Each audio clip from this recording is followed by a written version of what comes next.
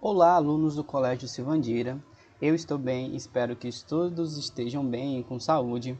Hoje nós iremos ver a aula de número 18, onde nós iremos continuar os conceitos do eletromagnetismo. Vamos ver mais um pouquinho sobre o campo magnético, para depois associarmos esse campo magnético ao que nós conhecemos de eletricidade. Iremos ver ao pontapé inicial para que se associasse eletricidade e magnetismo. E esse pontapé inicial partiu da experiência de Ørsted, onde ele viu que um fio retilíneo produzia ao seu redor um campo magnético. Vamos lá. Campo magnético. Pelo que nós vimos, um campo magnético ele é gerado por um ímã, onde esse ímã ele vai ter por característica dipolo magnético. O que significa dipolo magnético? Significa que eles terão dois polos, onde é o polo norte e o polo sul. Uma característica que é bastante importante a gente enfatizar é que um ímã ele não pode ter monopolo magnético. Se eu dividir um ímã com a intenção de separar os seus polos, eu dividirei o meu ímã em duas partes, onde essas duas partes se tornarão dois ímãs, onde em cada parte eu teria um polo norte e um polo sul, ok? As linhas de campo de um ímã se assemelham muito quando colocamos para interagir uma carga negativa e uma carga positiva, pois elas tendem a se encontrar. Vamos lá. Assim como o campo elétrico, o campo magnético é um campo vetorial, no qual a cada ponto do espaço se associa um valor de indução magnética, cujo símbolo é dado pela letra B.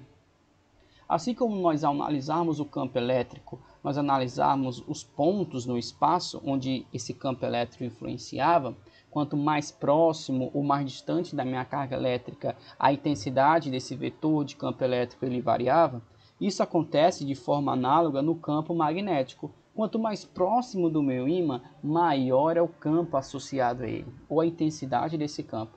E a intensidade desse campo nós chamamos em determinados pontos de vetor indução magnética.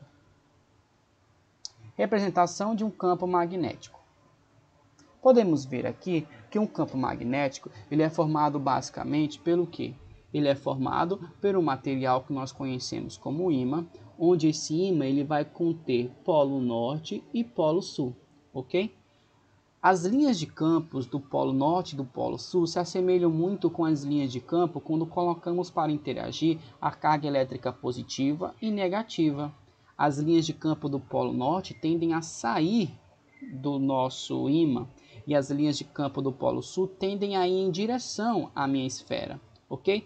E essas linhas elas tendem a se encontrar, ok? Como se fosse eu colocando dois polos para duas cargas elétricas negativas e positivas, elas tendem a se atrair. Detalhe importante é que existe a força de interação entre esses corpos, né? No caso, se eu colocar o polo positivo com o polo, no caso o polo norte com o polo norte para interagir de dois ímãs, vai tender a haver entre eles uma força de repulsão. Então, se os polos tiverem de mesmo sinal, no caso o mesmo tipo de polo, eles vão tender a se repelir. Agora, se forem polos contrários, se eu pegar dois ímãs e tentar aproximar o polo norte do polo sul de um outro ímã, eles vão tender a se atrair. O nosso planeta Terra, ele age como se fosse um enorme ímã, ok?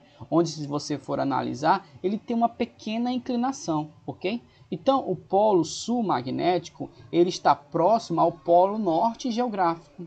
E o polo sul geográfico está próximo ao polo norte magnético, ok? E a bússola tendem a interagir com esses polos magnéticos da Terra, ok?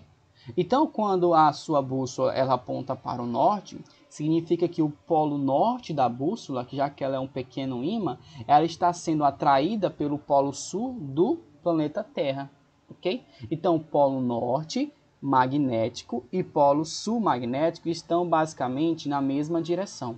Só que um detalhe importante que devemos enfatizar é que o ímã da Terra ele sofre uma pequena inclinação, já que a Terra, ao entrar na órbita do nosso sistema solar, ela orbita em uma pequena inclinação também, ok? Continuando. Uma pessoa não é capaz de enxergar ou sentir a presença de um campo magnético, ok? Ela não é capaz de realizar isso.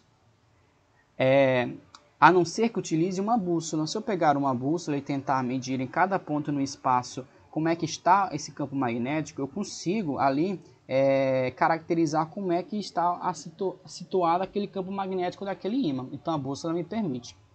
Assim, o modo de visualizar o campo magnético consiste em mostrar as várias indicações da agulha da bússola quando esta é colocada em posições diferentes ao redor de um ímã. Mas, professor, essa não é a única maneira da gente ver os polos de um ímã, né?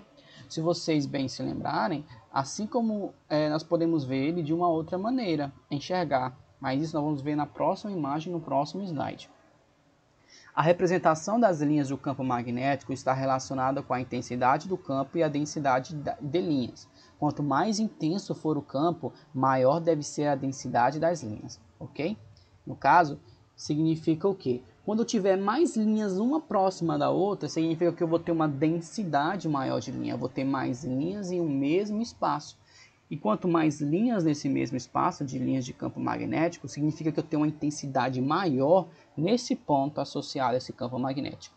E onde é que eu terei essas linhas mais densas? Mais próximas do meu ímã, né? Quanto mais próxima dos polos do meu ímã, maior são a densidade de linhas ali associada.